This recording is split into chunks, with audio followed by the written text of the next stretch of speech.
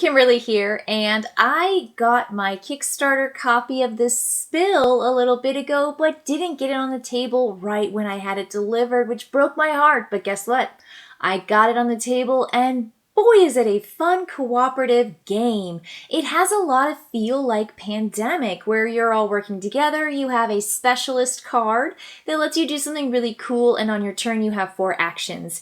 Now, I'm going to say that the thing that sets this apart from Pandemic is that you have a very focused, centralized conflict. And it is this giant oil tower right here. This is a spill representing the oil spill that begins here and spreads out into the ocean. So your conflict, the spill, these oil dice, represent that spill, and it is in this circular emanating way. As you drop dice through this tower, it's going to go into one of 4 quadrants, and the die of 6 sides is going to go into one section of a quadrant. It's so smart in its thematic use of dice and the central dice tower. It's so cool. So I'm going to say that definitely has it up on Pandemic, and I feel like this game is scalable so that you can have a really, really hard challenge, much like you just add more Epidemic cards into your Pandemic game. Here, you can have win conditions that are easy, medium, or hard, and there are even different win conditions inside of those 3 different levels. You can also play with harsh weather rules, and that also affects the players down here on their specialist player board. So how players win the game is by accomplishing their win conditions, and once they get to the end of a round where they can check for win conditions, they will win as long as they don't lose. Now that's what's really cool too about this game is there are several ways to lose.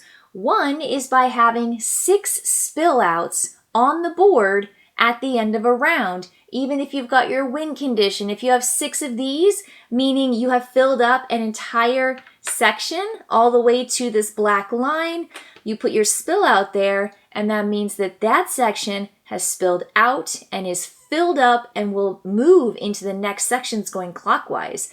In addition to having 6 or more of these spill out markers on the board at the end of your turn, the other 2 ways that you can lose is by having in sick bay, which you'll see on 2 opposite sides of the board, if you have figures, creatures that are 3 of the same kind. So if I have 3 turtles that went to sick bay, then at the end of my turn, if those turtles are still in sick bay, we lose the game.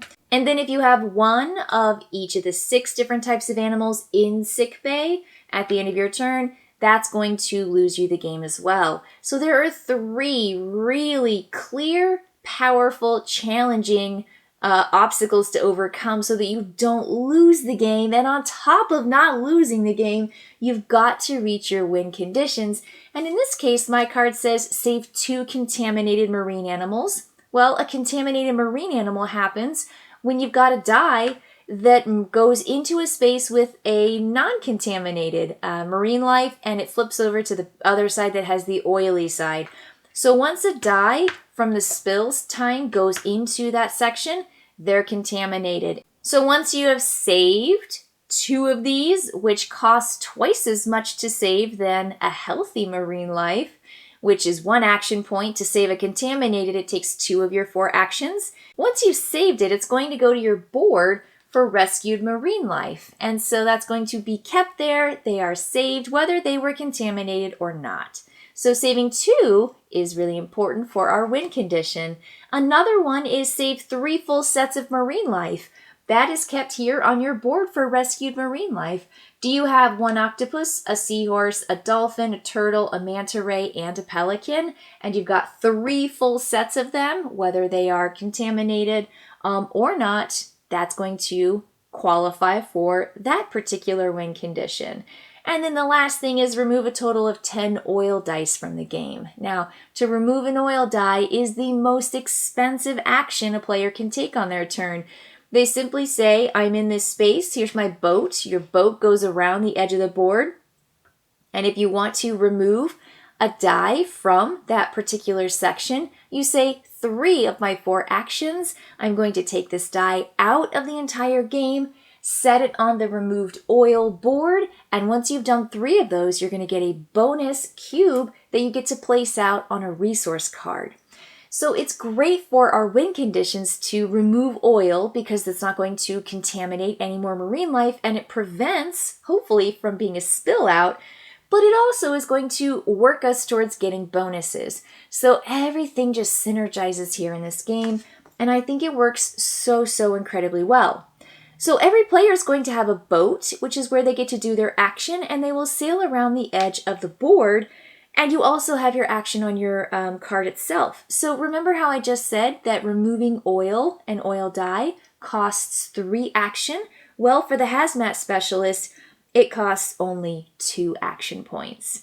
So great. So if they were here in the same spot as I did before, there were 2 oil dice.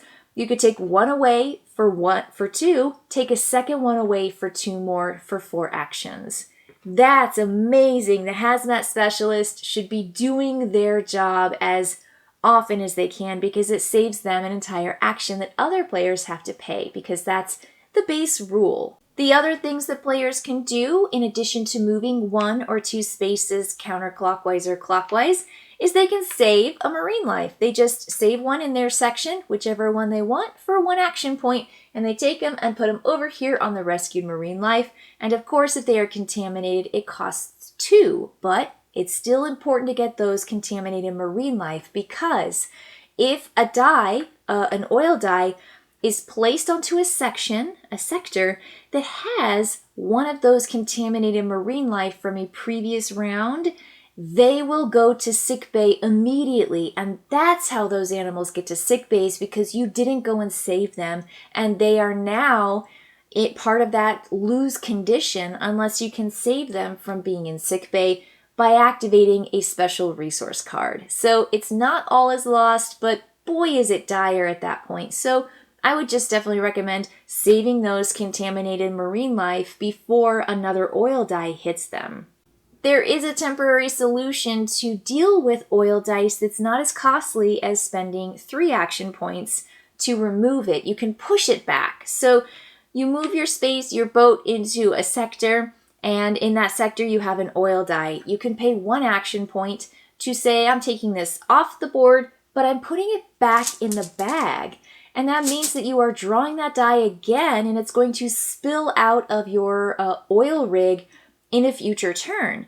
But it pushes it back temporarily, and that is really not a long-term solution, but it is an option in a pinch, and you will be using that action. It just works, but not all, like you can't do it all the time, but it's a really helpful action. At the beginning of a player's turn, they're going to reach in the bag and draw the amount of oil dice here as stated on their spill out marker. Now everyone begins at 3, even if you're in a standard, challenge, or ultimate game, which is another way to scale up that difficulty. And then you'll move into 4, 5, and 6 potentially based on how many spill outs you activate. So much like in Pandemic, you've got those epidemic cards that raise the track that asks you to draw more and more cards during that breakout phase. Same thing operates here with the dice that you actually have to draw from the bag and roll. So players are going to draw, let's say 3, and then you spill out. And this is at the start of every player's turn. And they spill out into your oil. So I take this 1, and now this pelican just got contaminated because a dye moved into its space and he was previously uncontaminated. I take this one here and put it down, and then I take this 3 in this sector and place it down as well. So each of these quadrants just clearly denotes a section, and every player is going to start off in one section, or I say specialist, because this game works with any number of players that will divvy out 4 specialists. So you will always play with 4 of these characters, whether you have 1, 2, 3, or 4 players. And I think that's pretty cool because the game just is balanced. It's balanced for 4. And if I run meteorologist and hazmat specialist, and then I have Lewis running environmental tech and marine biologist, that's fun. It's great. It's also great if every player at the table gets to be one of the characters as well. So the first thing is just spill out, and you dump oil and it spills out into all those different sectors of the quadrants. and then it's the player action, and that's where you get to do your 4 action points.